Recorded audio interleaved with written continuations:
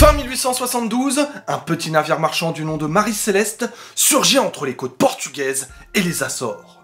Le bateau, à la dérive, est en parfait état, et sa cargaison est intacte. Petit problème, il n'y a aucune trace de l'équipage. Les autorités britanniques vont ouvrir une enquête pour découvrir ce qui est arrivé aux 10 personnes qui se trouvaient sur le Marie Céleste. C'est le début de l'une des affaires les plus mystérieuses de l'histoire de la navigation moderne. On y va.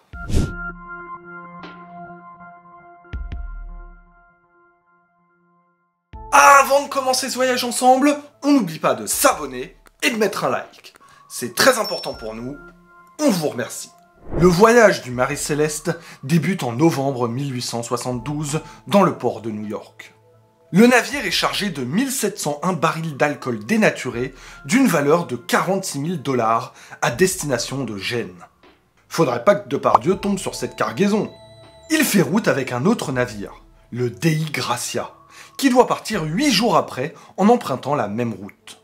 Le capitaine du navire est Benjamin Spooner Briggs, un marin expérimenté de 37 ans, un homme très pieux qui embarque avec sa femme et sa fille de 2 ans.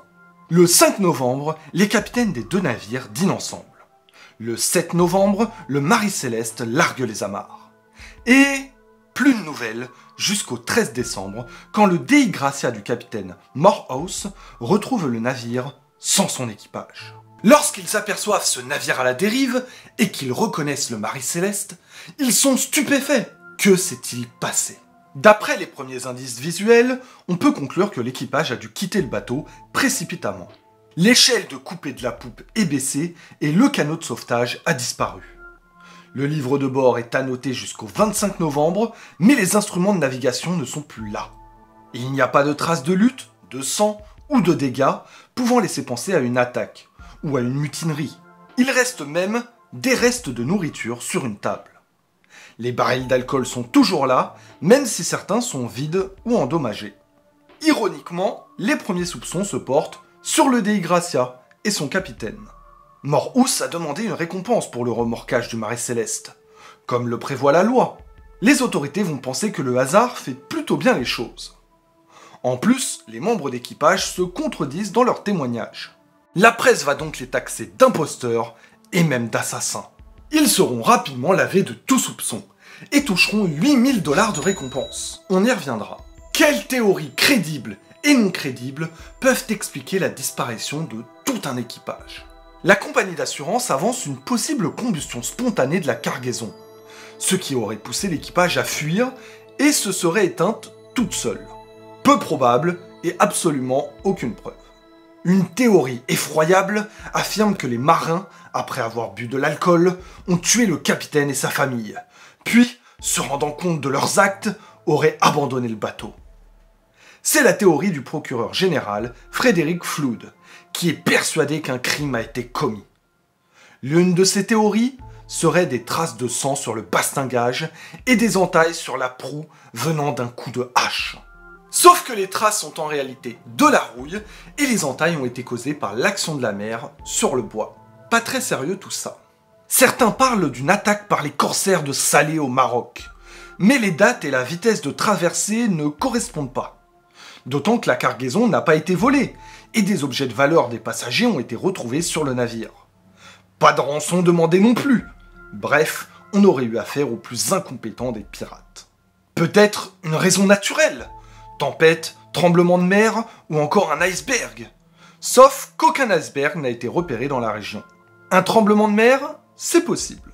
Cela aurait endommagé la cargaison qui aurait libéré des vapeurs inflammables. La crainte d'une explosion peut entraîner l'abandon d'un navire. Sauf qu'il n'y a aucune trace due à une explosion. Mais en fait, pas besoin.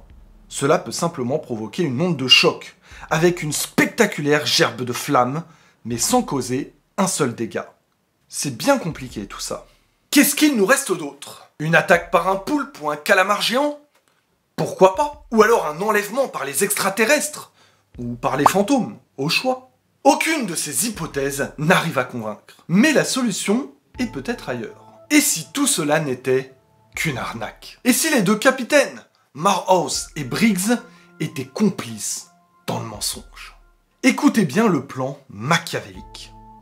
Ils se seraient mis d'accord sur une fausse disparition dans le but de toucher la prime de sauvetage qui, normalement, devait correspondre à la valeur de la cargaison. Les deux groupes se seraient retrouvés en haute mer et auraient partagé la récompense. Les passagers du Marie Céleste auraient démarré une nouvelle vie au Portugal ou au Maroc. La thèse n'est pas très crédible, d'autant que les deux capitaines avaient une excellente réputation de probité et d'honneur, et il n'existe aucune preuve.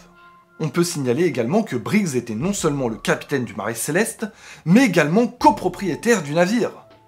La perte financière de la cargaison n'aurait pas été remboursée par la moitié d'une prime de sauvetage. Néanmoins, cela va avoir un certain écho dans la presse et dans l'opinion publique. Morhos ne touchera qu'une partie de la prime prévue, et donc cette soi-disant fraude n'aura servi à rien. Le Marie Céleste connaîtra une triste fin, puisqu'en 1884, le capitaine Gilman Parker la fracassera contre un récif de corail à Haïti pour toucher la prime d'assurance. Il ne va rien toucher, mais va réussir à échapper à la prison grâce à un vice de procédure. Une triste fin pour ce bateau à l'histoire si mystérieuse. A noter que Gilman Parker mourra ruiné 3 mois plus tard, et ses deux assistants, c'est pas mieux. L'un sombre dans la folie, et l'autre se suicide.